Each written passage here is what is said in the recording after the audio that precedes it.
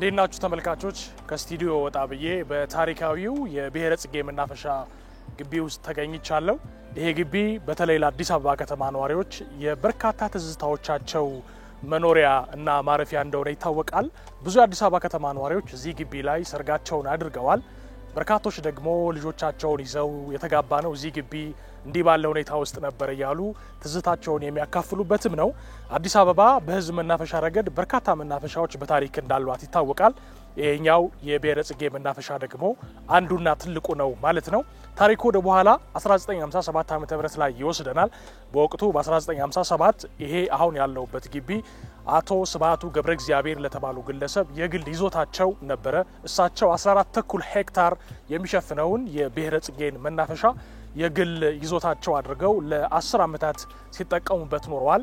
ከዛ በኋላ ደግሞ ይሄ ግቢ ለሀገሬ ላበረክተው ያስፈልጋል ለሀገሬ ስጦታ አድርጌ ያበረክተዋለሁ ብሎ በማሰብ 1967 ዓ.ም ላይ ገንብተው ሰርተው ነው ለሀገር ያበረከቱት። ከዛ ጊዜ ጀምሮ እንግዲህ ላለፉት 60 ዓመታት ብሔረ ጽጌ መናፈሻ ለበርካቶቹ መዝናኛ ለበርካቶቹ ደግሞ የትዝታቸው ማረፊያና መኖሪያ እንዲሁም ደግሞ የሰርግ ስፍራ ሆኖ ሲያገለግል የኖረ አሁንም ድረስ አገልግሎት የሚሰጥ ነው። ይሄው መናፈሻ 60ኛ ዓመቱን በቅርቡ እንደሚያከብር ስለሰማን እሱን መሰረት አድርገን እንደገና ደግሞ እዚህ አካባቢ ትዝታ ላለባችሁ ሰዎች ትዝታችሁንም ለመቀስቀስ እንዲያስችል ደግሞ የግቢውን ታሪካዊ ሁኔታ ለመፈተሽ እንችል ዘንድ እዚህ ተገኝቻለሁ። አብራችሁ እንድትቆዩ በአክብሮት እየጋበዝኩ የተወሰኑ ታሪካዊ ስፍራዎችን አስጎበኛችኋለሁ።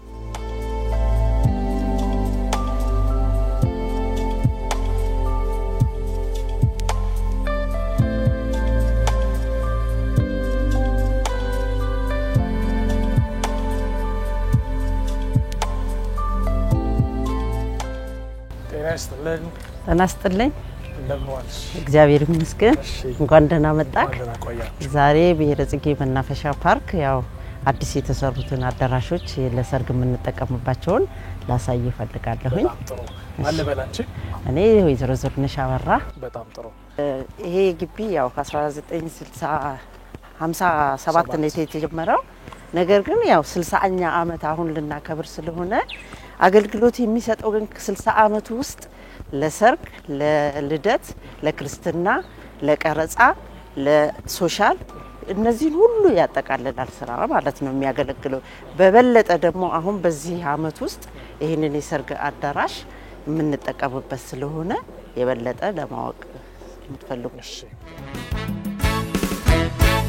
ዛሬ ነው ዓለም ደስታችሁ፣ ዛሬ ነው ዓለም ደስታችሁ የሁለታችሁ ዓለም ደስታችሁ ዛሬ ነው ዓለም ደስታችሁ የውብ ናት የውብ አበባ የውብ ናት የውብ አበባ የውብ አበባ የውብ ናት የውብ ደስ ይላል። በጣም ያማል። ሰፊ በጣም በትንሹ 600 ሰው ይይዛል። በትንሹ 600 ሰው አገልግሎት መስጠት ጀምሯል። አዎ እየሰራበት ነው። አመት አንድ አመት ሆኗል አገልግሎት መስጠት ከጀመረ። አዎ ጥር 2016 ነው የጀመረው እና ሁሌ ይሰራበታል። በቀን ሁለቴ ይሰራበታል። ሐሙስ፣ ቅዳሜ፣ እሁድ። በቀን ሁለቴ ማለት ሁለት ሰርግ ማለት ነው። ምሳና እራት። ስለዚህ ብሔረ ጽጌ አሁንም ትንሽ ዘመን አድርጎ የድሮውን የሰርግ ባህል አዳብሮታል ማለት ይቻላል። እዚህ ስፍራ ላይ በሚገባ ሁለት አዳራሽ ነው። አንደኛውንም ታውታላችሁ። የበለጠ ውበት አለው። ቅዳሜና እሁድ ራሱ እንደ ከስተመር መታችሁ ብታዩት በጣም ድባቡ ደስ ይላል። በቃ የመኪናው የህዝቡ በቃ እርስ በራስ የማሙሽራ እንደሆነ ራሱ ለመለየት ያዳግታል። ግቢው በጣም ይጨናነቃል። አንደኛ ለፎቶ ፕሮግራም የሚመጣ አለ ሙሽራ፣ ሁለተኛ እዚህ አዳራሽ የሚገባ አለ፣ እዛኛው አዳራሽ የሚገባ አለ። በጣም ደስ ይላል ድባቡ። አሁን አባቶቻችን እዚህ ጋር የተዳሩ አሉ። እንደገና ደግሞ ልጆቻቸውን ደርሰው እዚህ ጋር ድጋሜ አግብተው የእናት አባቶቻችን በነበሩበት ሰዓት ተድረው እዚህ ጋር ስለነበረ እኛም ደግሞ የነሱ ከአሜሪካን ድረስ መጥተው እዚህ ጋር ያገቡ አሉ። ወላጆቻቸው በተዳሩበት ያቶቻቸው ለምሳሌ አሁን ጥር 16 2016 ላይ 40 ዓመት ከዛሬ 40 ዓመት በፊት እዚህ ያገቡ አያቶቻቸውን ልጅ እንትን ብሎ ተደራጅቶ አመታዊ በዓላቸውን እዚህ ጋር አክብረዋል። አያት አባትና ልጅ አንድ ግቢ የልጅ ልጅ በጣም ደስ የሚል እና ትውስታ ለማድረግ ዘመዶቻቸውን በጣም ትላልቅ ሽማግሌዎችን በዱላ ይዘው አምጥተው እዚህ ጋር ነው ማክበር ያለብን እኛ ቤተሰቦቻችን እዚህ ነው ያገቡት በሚል አምጥተው እዚህ ጋር አመታዊ በዓል አክብረዋል በጣም ደስ ይላል ሰርግ አንደኛ አሁን የሰርግ ወቅት ነው ማዚያ ጥር በጣም ሰርግ ይበዛበታልና ድባቡ በጣም ደስ ይላል እስቲ ቼክ እናድርግ የሙሽሮቹ ስፍራ አንቺ እንዳልሽው ይሄ ወቅት የሰርግ ወቅት ነው በተለይ ከፋሲካ በዓል በኋላ ከዳግማዊ ትንሳኤ ጀምሮ ያሉት ጊዜያት የሰርግ ወቅት ናቸው ስለዚህ በጣም ብዙ ተጋቢ ሙሽሮች በተለያየ ቦታ ላይ ሰርጋቸውን ያከናውናሉ አዲስ አበባ በተለይ የብሔረ ጽጌን ታሪክ የሚያውቁ ደግሞ እዚህ ስፍራ አያት አባት ልጅ የልጅ ልጅ ጭምር እንዲጋቡበት የደረሰ ስፍራ ነው አሁን ያለሁበት አዳራሽ ውስጥ ቀደም ሲል አንድ መረጃ እየጠየቅኩ ነበረ ምን ያህል ኮስት ያደርጋል ብዬ ያወራዋቸው ነበር ሙያተኞቹ ዲጄውን ጨምሮ ቀረጻውን ጨምሮ የምግብና የመጠጥ መስተንግዶን ጨምሮ ለምሳሌ 100 ተሳታፊ ያለበት ሰርግ እዚህ ግቢ ላይ ለማከናወን እዚህ አዳራሽ ላይ ለማከናወን የፈለገ ሰው ምን ያህል ያወጣል ብዬ እየጠየቅኩ ነበርና ቀደም ሲል እንዳልኳችሁ ዲጄውን ቀረጻውን ምግብና መጠጡን ጨምሮ 100 ሰው አካባቢ ለሚስተናገድበት ሰርግ ከ120 ሺህ ብር እስከ 160 ሺህ ብር አካባቢ ድረስ ኮስት ሊያደርግ ይችላል ከ120 ሺህ እስከ 160 ሺህ ግፋቢል እስከ 170 ሺህ አካባቢ ሊሄድ ይችላል ብለውኛል ስለዚህ 100 ሰው የሚሳተፍበት ዲጄው ቀረጻው ሁሉ የተሸፈነለት ሰርግ መጠነኛ ሰርግ ከ160 ከ170 ሺህ ባልበለጠ ወጪ አሁን ያለውበት አዳራሽ ላይ ሊስተናገድ ሊፈጸም ይችላል ይያሉኝ ነበር በጣም ጥሩ ነገር ይመስለኛል በተለይ አሻራው ባለመጥፋቱ ደግሞ ብዙዎቻችሁ እዚህ ግቢ ውስጥ ተዝታ ያላችሁ ቤተሰቦች ደስ ምትሰኙ ይመስለኛል ዘመኑን ደግሞ ትንሽ በሚመጥን መልኩ የተሻሻለ አዲስ የሰርግ ስፍራ ነው ስለዚህ ብሔረ ጽጌ እዚህ መታችሁ እንደ አባቶቻችሁ ሰርግ አድርጉ ይያላችሁ ነው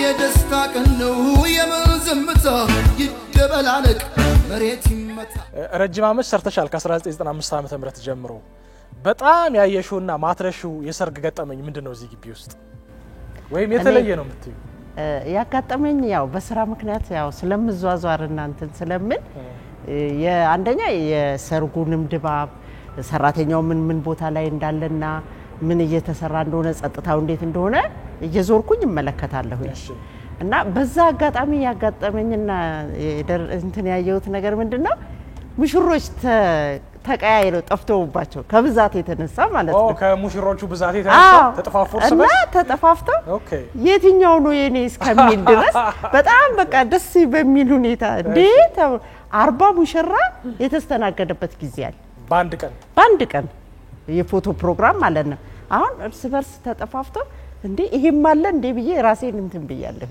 መጨረሻ ግን ተገናኙ አዎ ተፈላልገው ተገናኙ ትልቅ ነው 40 ሙሽራ በአንድ ቀን ያስተናግድ ግቢ ለሀገር በጣም ትልቅ ሀብት ይሰኛል በጣም አሪፍ እሺ እስቲ ወደ ሌሎቹ ደግሞ እንሂድ አብራም ነው ካሜራ ያሆ ያቸው ተናጣ እቺኛው እንግዲህ ትንሿ አዳራሽ ናት እስከ 350 ሰው ይይዛል እና ግን ቆንጆ ነው በቃ መካከለኛ እንተናት ማለት ነው ብዙ እንግዳ ካለለብክ ይሄኛው ቆንጆ እንትን ታስተናግድበታለህ አንድ ጋር ነው የተሰራው አዎ አንድ ለዚህ 50 ዓመት ተሰርጎበታል ይሄ ቦታ አይ የ50 ዓመትማ አይሞላም 90 ውስጥ ነው የተሰራው ይሄ ቤት አዎ ሁለቱም አዳራሽ 90 ውስጥ ነው የተሰራው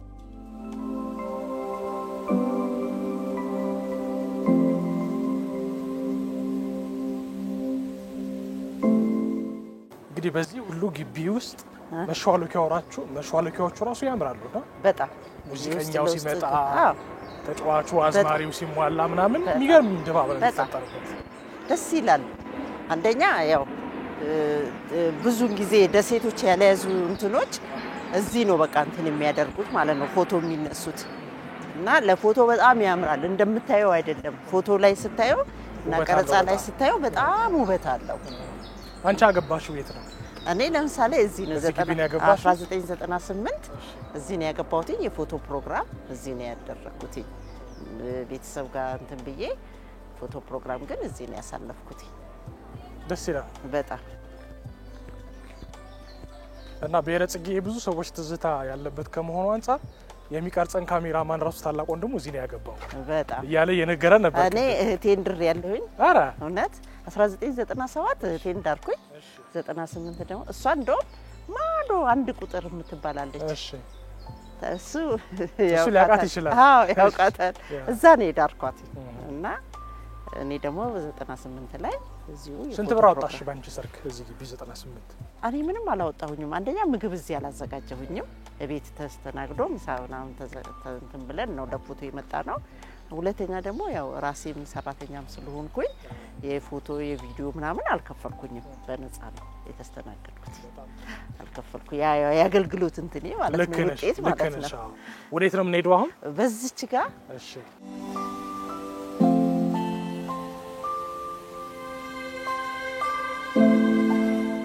ወደ ኋላ ዘመን እየተመለስን እንዳለ ይሰማኛል አዎ ዲኮሩ ዲዛይኑ ጽሎቹ ምናምን ሁሉም ያን የብላክ ኤንድ ዋይት ዘመን ነው የሚያስታውሰው ተከክል እና እንዴት መሰለ አሁን ይሄ አንደኛ አረንጓዴነት በጣም ደስ ይላል እዚህ ደግሞ ጥንታዊ የነበሩ ደሴቶች ስለነበሩ እዚህ ጋር አብዛኛው ያው ሰርግ ይካሄድበታል እና ደሴት ቁጥር 41 ምን ማለት ነው እቺ ደሴት ቁጥር 41 ማለት የሰርግ ደሴት ማለት ነው 41ኛ ደሴት ማለት ነው አዎ 41ኛ ደሴት ማለት ነው እና እዚህ ጋር ሙሽሮች ያው የሚጋቡበት ቦታ ነው የሙሽራ ማስቀመጫው ያቺ መሃል ላይ ያለችው ናት ዳርና ዳር ሚዜዎች ይቀመጣሉ ደስ በሚል እንትን የተዘጋጀ አንቺ ደርሰሽበታል በዚህ ዘመን ላይ አዎ ጥናዎቹም ላይ እንደዚህ ነበር አዎ አሁን ነው የፈረሰው በ2000 ውስጥ ነው አገልግሎት መስጠት ያቆመው አዎ ግን አሁንም ይፈልጉታል ይገርማል እቺ ተጸዳርታ ምን ብላ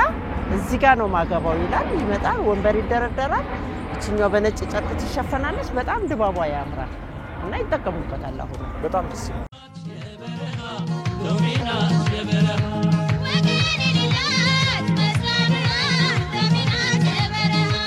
እሺ ደሴት ቁጥር 40 ደግሞ እናያለን ይሄኛው የበለጠ የሚገልጸው ይመስለኛል አዎ ዲኮሩም እንዳለ ስለሆነ ማለት ነው አዎ ድባቧ አለች ሰፋም ያለ ነው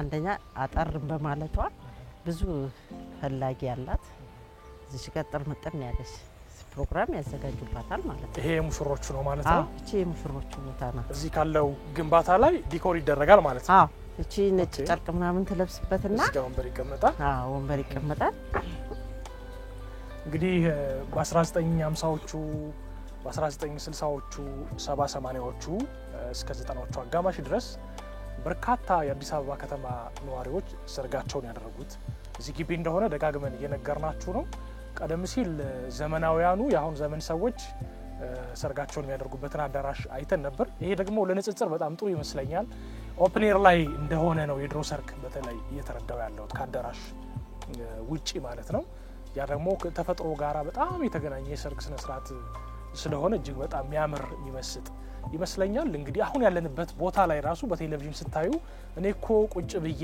በሰርጌ ጊዜ ተሞሸርኩበት ስፍራ ላይ ነው እናንተ ያላችሁት ልትሉ ትችላላችሁ ያንን ዘመን ስታስታውሱት ማለት ነው ዛሬ ነው ቀናቸው የኛ ሙሽራ በሙዚያዎቻቸው አንቺ የነበርሽበት የመጣሽበት 1990ዎቹ አካባቢ ጀምሮ ረጅም ጊዜ ነው እንዳልሽው ቀደም ሲል ከሙሽሮች ብዛት የተነሳ ባልና ሚስት የተጠፋፉበትን ሰርግ ታስታውሻለሽ እንደዛ ሌላ ምን ትዝ ይልሻል በተለይ ያው አብዛኛውን ጊዜ ምንድነው ከስተመር ተጠርቶ የመጣው ከስተመር የትኛው ሰርግ ላይ እንደመጣ ጠፍቶበት ራሱ የሌላውን ሰው ሰርግ ድግስ ይበላል በልቶ ምናምን ከጠቀመ በኋላ ትዝ ሲለው ሙሽራው ሌላ ነው እና ወይኔ እኔ እኮ የገባሁት ይሄንን አል ደሴት ቁጥር ነው ነገር ግን የተጠራሁት እኮ እዚህ አካባቢ ነው ብለው እንደገና ደግሞ ያንን ፈልገው ይገባሉ ስለዚህ እንግዶቹ ሲመጡ የደሴት ቁጥር ተነግሯቸው ነው የሚመጡት አዎ እንትናቸው የጥሪ ካርዳቸው ላይ ያው ይጻፍና ነው የሚሰጣቸው ነገር ግን ያው አብዛኞቹ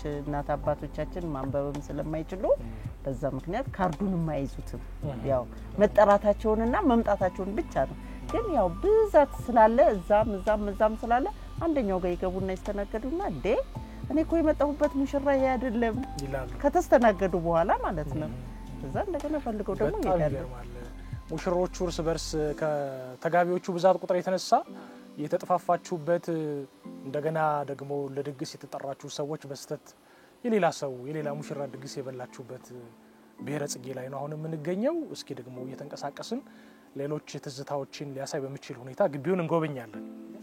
እሺ ያያማ ሙሽራ በጾም ደንከሰራ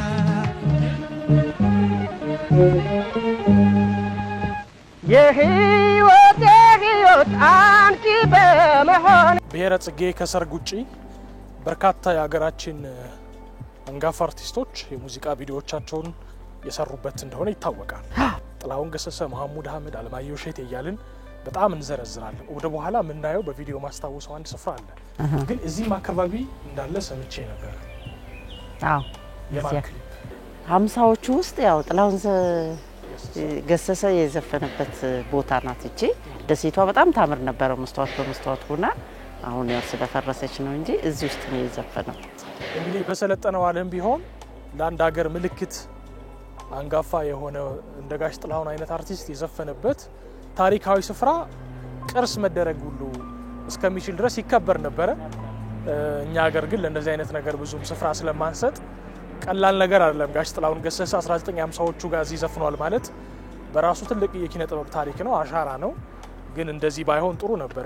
ለኢትዮጵያ ኪነ ጥበብ ራሱ በጣም ትልቅ ድርሻ ያለው ግቢ ነው ማለት ነው። በተለይ ከቪዲዮ አንጻር የዳይሬክተሮች በጥንት እና በወትሮ ጊዜ የነበሩ የፊልም ባለሙያዎች የሚመርጡት አንጋፋዎቻችንም ቪዲዮዎቻቸውን ይሰሩበት የነበረው በብዛት አሁን ላይ ስናየው ብላክ ኤንድ ዋይት ስለሆነ ስፍራውን በደንብ ለመለየት ወይም ደግሞ አጠቃላይ ቴሪቶሪውን በፊልም ስለማያነሱት ብሔረ ጽጌ ነው ለማለት ሊያዳግት ይችላል። ግን ደግሞ ብሔረ ጽጌ ትልቅ የነ ጥላሁን ገሰሰ ዘመን የክሊፕ መስሪያ እንደነበረ እኔም በታሪክ አይቻለሁ። ጉንጬ ላይ ቢፈስ መልካም ነበር ቢፈስ መልካም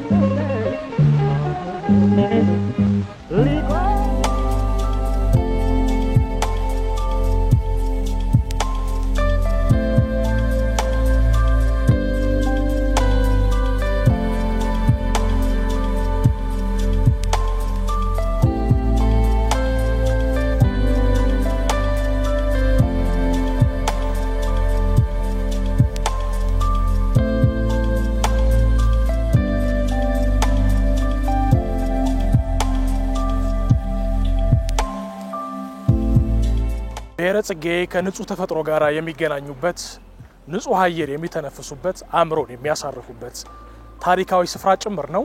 ከዚህ ባሻገር ከጀርባዬ እንደምትመለከቱት በርካታ ሀገር በቀል ዛፎች አሉ። ምናልባት ሀገር በቀል ብቻም ላይሆኑ ይችላሉ። ራሱን የቻለ ዲፓርትመንት ተፈጥሮለት ሊጠና የሚገባው ይመስለኛል። በእርግጥ የከፍተኛ ትምህርት ተቋማት ሰዎች እዚህ እየመጡ በዘርፉ ምርምር እንደሚያደርጉ ሰምቻለሁ። ግን ደግሞ ለሀገር ከሚያበረክተው ፋይዳ አንጻር ከሀገር በቀል ዛፎችና እነዚህ ዛፎች ምን አይነት ረብ ሊያስገኙ እንደሚችሉ ከዚህ ረገድ በጣም መጠናት ያለበት ይመስለኛል።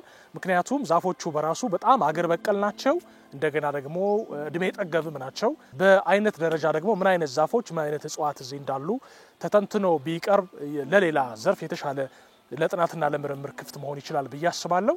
ለተፈጥሮ ፍቅር ያለው ሰው፣ ንጹህ አየር የሚወድ ሰው ከከተማ ኳኳታና ከዘመናዊ የህንጻ መንደሮች ውስጥ ወጥቶ እንደዚህ ከተማ ውስጥ ሆኖ ግን ከንጹህ አየር ከንጹህ ተፈጥሮ ጋር መገናኘት ለሚወድ አዲስ አበባ ነዋሪ ዛሬም ብሔረ ጽጌ አለለት።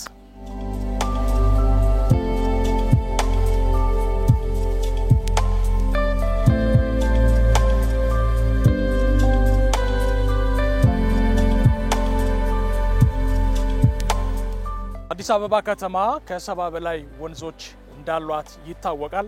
ከነሱ መካከል አመቱን ሙሉ ከማያቋርጡት ወንዞች መካከል አንደኛው ብሔረ ጽጌ መናፈሻ ውስጥ ያለው ይህ የአቃቂ ወንዝ ነው። የአቃቂ ወንዝ የብሔረ ጽጌን ግቢ መሀል ላይ የሚከፍል ነው። ስለዚህ ግማሽ ወደዚህ ግማሽ ደግሞ ወደዚህ በጣም ሰፊ ይዞታ አለው ማለት ነው የብሔረ ጽጌ ግቢ። ይሄ ወንዝ አመቱን ሙሉ አይቋረጥም። እንደገና ደግሞ ሲሞላ አሁን የቆምኩበትን ሁሉ የሚሸፍን ይሆናል ማለት ነው። የውሃው ጅረት ከድልድዩ ሁሉ ወጥቶ በጣም ይሄዳል። የምትመለከቷቸው አንዳንድ ፍርስራሾች በውሃው መሙላት የተነሳ ውሃው በክረምት በጣም በሞላ ጊዜ ያፈራረሳቸው ናቸው። ያ ደግሞ የመጀመሪያው የጥንቱ ድልድይ ነው ማለት ነው።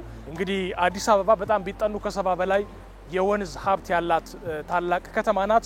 እንግዲህ ብሔረ ጽጌ መናፈሻ እንደሌሎች የከተማችን መናፈሻዎች የእድሳት እድል ሲያገኝ በጣም ብዙ መስራት እንዲቻል ከሚያስችለው አቅሙ መካከል አንዱ አመቱን ሙሉ የማይቋረጠው ይህ የአቃቂ ወንዝ ነው ማለት ነው።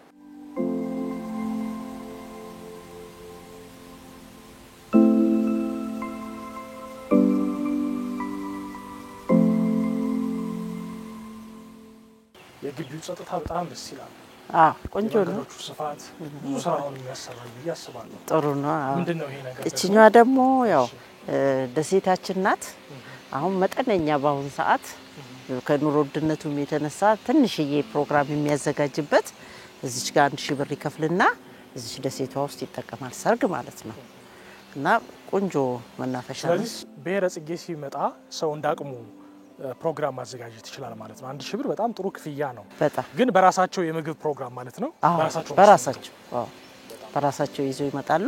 ለቦታው ብቻ 1000 ብር ይከፍሉና እዚህ ጋር ሲዝናኑ ዲኮር አድርገው ቦታው በጣም ያሳምሯታል በዲኮር ማለት ነው።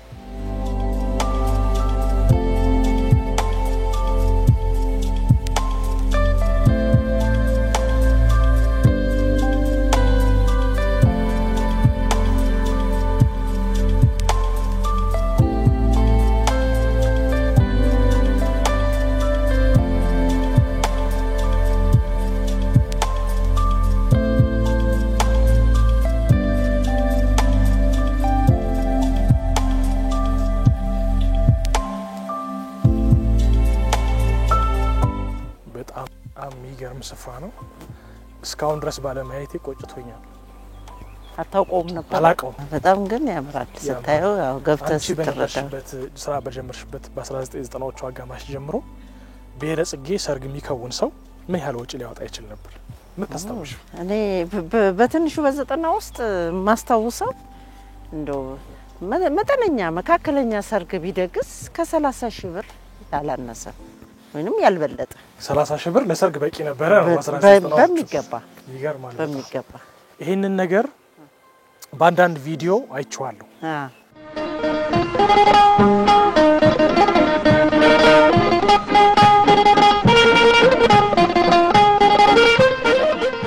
እሺ እንግዲህ ይሄኛው አካባቢ አብዛኛውን ያው ለሰርግና ለቀረጻ አርቲስቶች አሁን አብዛኛውን እዚህ ጋር ነው የተቀረጹ የሚመጡት። ዘፈን የሚዘፍኑበት እዚህ አካባቢ ነው። በጣም ይፈልጉታል። ዛሬ ራሱ የዳመናው ሁኔታ ሆኖ እንጂ እዚህ ጋር 2-3 ቀረጻ ታገኝ ነበር። በጣም ነው የሚሰራበት። ትላንት አሁን ሲሰራበት ነው ያለው። እንደውም እቃቸውን ራሱ ወስደው አልጨረሱትም መሽቶባቸው እና በጣም ይሰራበታል። ይሄ ኤሪያ በቃ የተመደበለት ለሰርገኛና ለቀረጻ ለፎቶ ለቪዲዮ በጣም አመቺ ቦታ ስለሆነ በጣም ውብ ስለሆነ እዚህ ጋር ነው የሚጠቀሙበት ማለት ነው። በጣም አሪፍ። ከግቢው ስፋት የተነሳ ብትሄድ አልቅም ግቢው። ያው የተወሰኑ ቦታዎችና ለሰርግ የሚያመችበትና ለቀረጻ የሚያመችበትን ቦታ ነው ማሳየክ። እነዚህ አካባቢ ያው ለሰርግና የቀረጻ ቦታዎች ናቸው። በጣም ውብ ናቸው፣ ያምራሉ። እዚህ አካባቢ ላይ ያው የሚስተናገዱት ሙሽሮች ትልቅ ትውስታ አላቸው ማለት ነው። በጣም ጥሩ። ስላስጎበኘሽኝ በጣም አመሰግናለሁ። 60ኛ ዓመት ስታከብሩ ደግሞ በተለየ መንገድ ካከበራችሁ እንመጣና ደግሞ ያኔ እናየዋለን። በጣም ደስ ይለኛል። ነገር ግን አንድ መናገር የምፈልገው ነገር አለኝ በስተመጨረሻ ላይ ምንድነው፣ አሁን እኛ ያው ሰራተኛው ነው ይሄንን ልማት ድርጅቱም ሳይሆን ይሄንን ተነሳሽነት ያደረግነው ለምን 60ኛ ዓመታችንን አናከብርም በሚል ቡና ሻይ አድርገን በመጠኑ ልናከብር አስበናል። እናንተም ደግሞ በዛን ሰዓት ብትመጡልን ብሮሸር ሰጣችኋለሁኝ። በዛ ሰዓት እንድትገኙልኝ ፈልጋለሁ።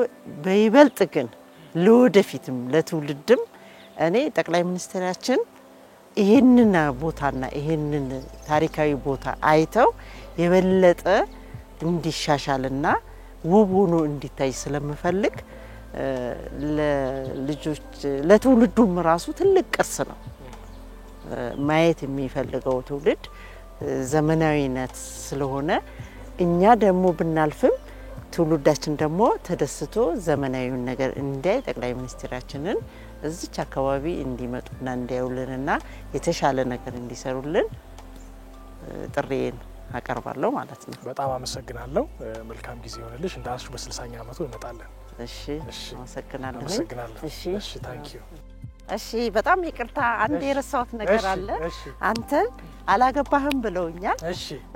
እኔ ደግሞ በጣም ደስ በሚል ሁኔታ እዚህ ጋር እንዳስተናግድህና ያንተን ፕሮግራም ለማየት ስለምፈልግ ሰርግህ እዚህ ቢሆን በጣም ፈቃደኛ ብትሆንልኝ። ታንክ ዩ በጣም አመሰግናለሁ። እሺ ታንክ ዩ በጣም እሺ።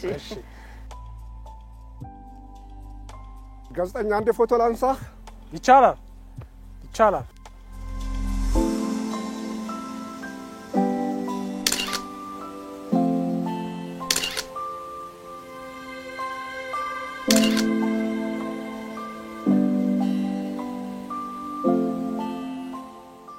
ጥሩ ማስታወሻ ነው ያነሱኝ።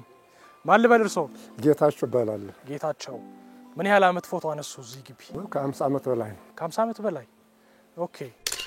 ቀደም ሲል ከአንድ አመት የጀምሮ ፎቶ ሲያነሳኝ ያሳደገኝ አንድ ሰው አለ ብሎኝ ነበር ፍቄ።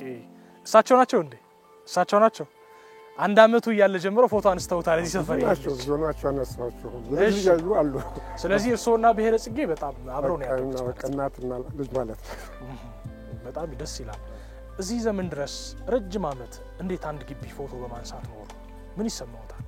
በጣም ደስታ ነው የሚሰማው። እንደኛ እኔ ጡረታ ተገደልኩ ሰው ሌላ መስራት አልችልም። ሌላ ስራ መስራት ስለማልችል በቃ እዚህ ነው የምውለው። ስራዬን ወደዚህ አደላው ማለት ነው። ወደ ፎቶግራፍ ስራ የሚተዳደሩት በዚህ ስራ ነው? በዚህ ነው። ከየት ተነስተው የት ደረሱ ብሔረ ጽጌ ፎቶ በማንሳት? እንግዲህ ከቤተ ጽጌ ወደ ወርድ ሲወጣ ትንሽ ሳንቲም ይዤ ነው 85 ብር ነው የወጣሁት። ከሚሊቴሪ ነው የወጣሁት። እሺ። እዚህ ብሔረ ጽጌ በመስራት ቤት ሰርቻለሁ። ልጆች አፍርቻለሁ። ከፍተኛ ደረጃ ደረሱ ልጆች አሉ እና በዚህ ነው ያሳደግኳቸው ማለት ነው። በጣም ጥሩ። እንግዲህ በጣም በርካታ ሙሽሮችን ድረዋል በካሜራ በኩል ፎቶ እያነሱ ማለት ነው። በተለየ መንገድ ምን ያስታውሳሉ ከሰርግ ጋር በተገናኘ? ማስታውሰው ፎቶግራፍ አነሳቸው እንደ ሰማቂ ነገር መስሎ ሲሄድ ተፋቷል። በእውነት ቀን ስትሄዱ መስሎ ቀን በቃ ነው ሲሄድ ፎቶግራፍ ይዤ እሺ ምንድነው ፎቶ ደርሷል ብለው ሲሄዱ ተፋቷል። ሰዎቹ አልተግባባበት ምክንያት አለ። እሺ ገጥሞኛል። ፎቶውን ምን ያደረጉት ታዲያ? ፎቶግራፍ ዘመዶች ተካፋፈሉ ወሰዱ። ልጅቷ ቤተሰብ ወሰዱ። እሱም የሷም ዘመዶች ወሰዱ። እርሶ ካሜራማን ሆነው ፎቶ እያነሱ የተዳሩ ሰዎች በእርሶ ካሜራ ምናልባት ከብዙ ጊዜ በኋላ እርሶን አግኝተው የሚያውቁ አሉ? በጣም ብዙዎቹ መጥቶ በቃ እስካሁን የሚጠይቁኝ አሉ። መጥቶ የሚጠይቁኝም አሉ። ልጆች ይዞ ልጅ ይዞ መጥቶ የሚጠይቁኝ አሉ። እርሶ ይዳሯቸው? አዎ። በጣም ደስ ይላል። አሁን ብሔረ ጽጌን ሲያዩት ምን ይሰማዎታል? ብሔረ ጽጌ እንዲህ ያልነበረችም ብሔረ ጽጌ እንግዲህ አንጋፋ ፓርክ ነች። ሀገራችን ነበረች ነች። ብዙ ከትንሽ ከትልቅ ባለስልጣን የተዳሩበት ቦታ ነች። ግን አሁን ከሌሎቹ ጋር ከሷ በኋላ ተነስቶ ሌላ ጋር ሲደርሱ ሌላ መናፈሪያዎች እንደምታውቁ ቤተሰብ ቆሻ ነው ያለች።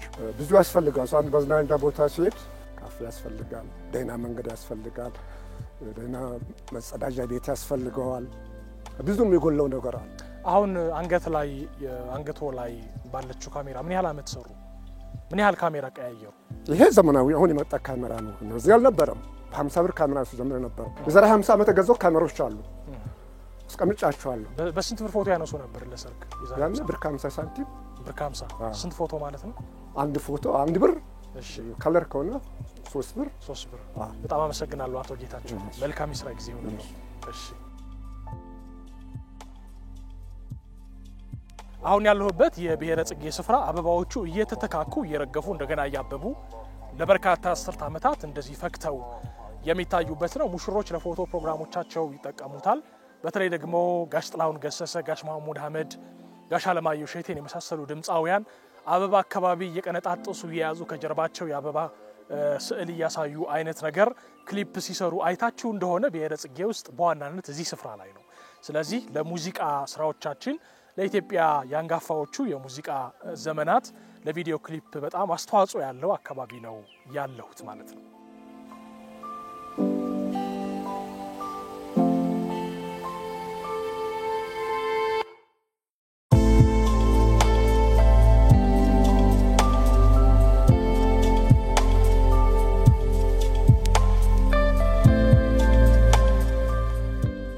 ወቅቱ የሰርግ ወቅት ከመሆኑ አንፃር እዚህ ብሔረ ጽጌ መናፈሻ ተገኝቼ ከሰርግ ጋር የተገናኙ ትዝታዎችን እያወራሁ ነው የቆየሁት። የሰርግ ብቻ 41 ደሴቶች ያሉት በጣም አንጋፋ መናፈሻ ነው ብሔረ ጽጌ። የመጀመሪያዋ ደሴት አሁን የፈረሰችው ማለት ነው ደግሞ ከጀርባዬ የምትመለከቱት ነው። ለሰርገኞች የመጀመሪያ ምርጫቸውም የመጀመሪያ ደሴትም ሆኖ ለበርካታ ዘመናት ያገለገለ ነው። ከ1957 ዓ.ም ጀምሮ ላለፉት 60 ዓመታት አገልግሎት ሲሰጥ ብሔረ ጽጌ ከአንድ ግለሰብ ባለቤትነት ወደ ሀገር ንብረትነት የተሸጋገረ ነው። ስለዚህ የኒያ ግለሰብ የአቶ ስብሃቱ ገብረ እግዚአብሔር ውለታ ለሀገር ያበረከቱት አስተዋጽኦ እጅግ ቀላል ስላልሆነ እሳቸውን ማውሳትና ማመስገን ይገባል ብዬ አስባለሁ። ከዛ ውጭ ግን ብሔረ ጽጌ መናፈሻ የአዲስ አበባ ነዋሪዎች የብዙዎቻችሁ ትዝታ ከመሆኑ ባሻገር አሁንም ድረስ የተፈጥሮ ልምላሜው እንዳለና ለብዙ ዘመናት መሻገር የሚችል ስለሆነ መንግስት በከፍተኛ ትኩረት ሊያየው የሚገባ ይመስለኛል። ለምን ካሉ ለቱሪዝምና ለህዝብ መናፈሻ ለፓርኮች መሰል ልማቶች ከፍተኛ ትኩረት ተሰጥቶ እየተሰራ ስለሆነ እዚህ አዲስ አበባም በአገር አቀፍ ደረጃም ይህ 14.2 ሄክታር የሚሸፍን ግዙፍ የብሔረ ጽጌ መናፈሻ እንደገና ቢታደስ በዘመናዊ መልኩ ለዚህ ዘመን እንዲስማማ ሆኖ ቢሰራ ደግሞ ለመጪ በርካታ ዘመናት አስተዋጽኦ ያበረከተ የሚቀጥል የህዝብ መናፈሻ ፓርክ ይሆናል ብዬ ተስፋ አደርጋለሁ። በ60ኛ ዓመት ክብረ በዓሉ ደግሞ ተመልሰን እንመጣለን ብዬ አስባለሁ። ለአሁኑ ለነበረን ቆይታ እጅግ አድርጌ አመሰግናለሁ። ወደ ስቱዲዮ እንመለስ።